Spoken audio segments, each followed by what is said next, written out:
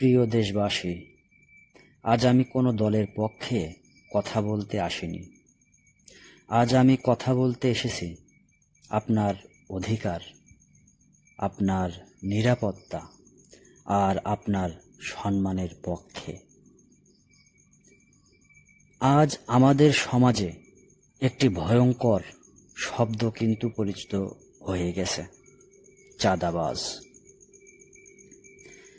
যারা জোর করে টাকা নেয়, যারা ভয় দেখায়, যারা দোকানদার, শ্রমিক, সাধারণ মানুষের ঘাম ঝরানোর উপার্জনের উপর হাত দেয়, তারা কেউই জনগণের বন্ধু নয়।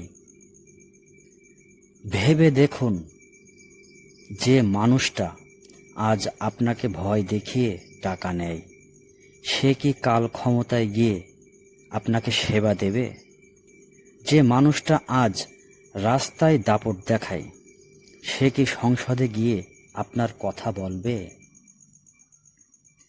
না, ইতিহাস বলে চাঁদাবাজ কখনো জনসেবক হয় না। চাঁদাবাজ ক্ষমতায় গেলে দুর্নীতি বাড়ে, অন্যায় বাড়ে, আর সাধারণ মানুষের জীবন আরো কঠিন হয়। এই দেশটা আমাদের, এই ভোটটা আপনার, এই সুযোগটা 5 বছরের একবার আসে। আপনি যদি আজ চাঁদাবাজকে ভোট দেন, তাহলে কাল আপনার সন্তানের ভবিষ্যৎ আরো অনিশ্চিত হবে। আপনি যদি আজ ভয় পেয়ে ভোট দেন, তাহলে ভয়টাই হবে আপনার স্থায়ী সঙ্গী। তাই আজ সময় এসেছে স্পষ্ট করে বলার, চাঁদাবাজদের ভোট নয়, সন্ত্রাসীদের ভোট নয়, দাপট আর হুমকির রাজনীতির ভোট নয়।